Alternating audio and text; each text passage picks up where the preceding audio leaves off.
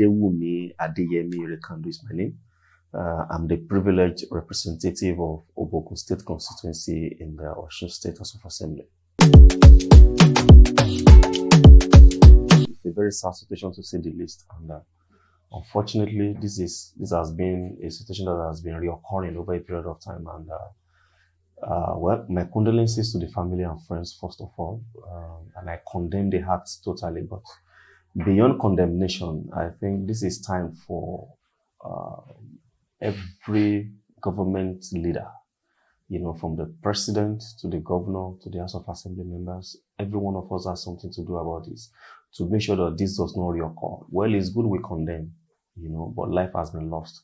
And it is very, very important we do something to make sure this does not happen again. It is time the presidents, the governors, make sure they take the bull by the horn, set aside, negative political system. This is human lives. This must stop. This must not reoccur. People just coming into a place of worship and just taking their lives just like that. And babies, old men, young men, gunmen taking their lives. And in a nation that has a constitution, that we are being governed, that has a president, that has a governor, this should not be. It's a very sad situation, like I said, and I will want to implore the government to allow us. Let this be the last. Let's try as much as possible to make sure we do something that will make sure it does not reoccur again.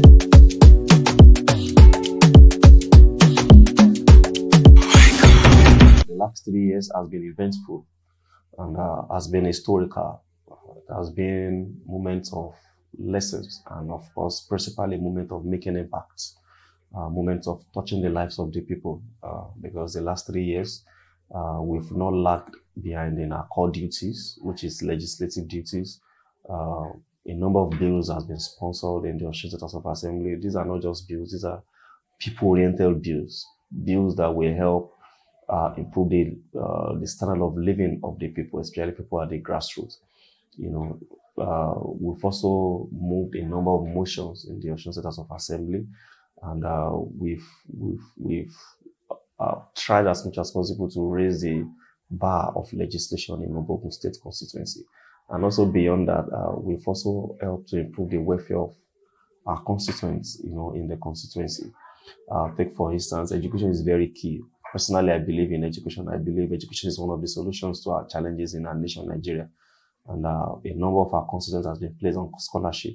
A recent one that we did is we have over 50 of our students that was placed on scholarship. We paid the WAEC fee of some of the students, and especially the vulnerable ones, those that could not afford the fee. We help them in paying the fee.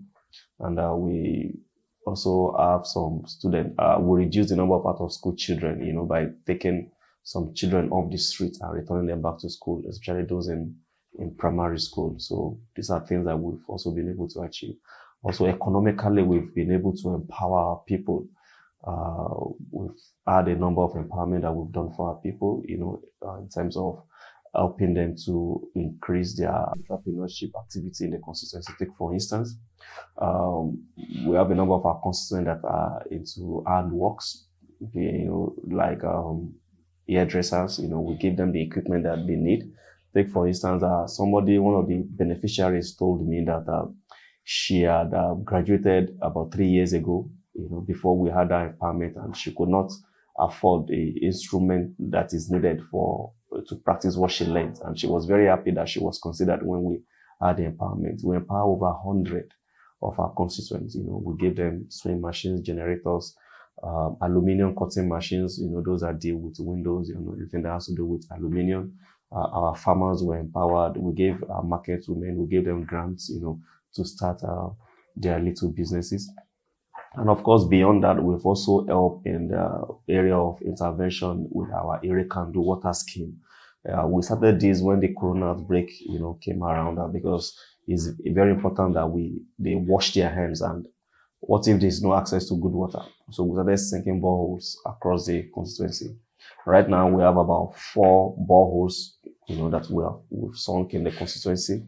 And we are still sinking more, those ones that are the one that has been completed yet. That has been completed. And We have about 2 now that we've started, but we are yet to complete it. And so we are hoping other wards that are yet to benefit will also benefit from these portable boreholes that we are sinking across the constituency. And also beyond that, we are also building, we are also trying to empower our drivers, the NURTWs, the RTEAN. Presently now we are building a garage for them. These are part of the things we've been able to do in the last 3 years. A garage that will park about 10 cars, and we give them an office. It's a modern garage, standard one. They also have a small hall where they can have, meeting with their executives. These are part of the things that we've been able to do in the last 3 years. Also, we also had a program. We did this in conjunction with the state government, the CBN, CSDP projects, and we were able to, give the necessary support to the vulnerable group in Irekandu. Irekandu is in Ward 4 of Osun local government.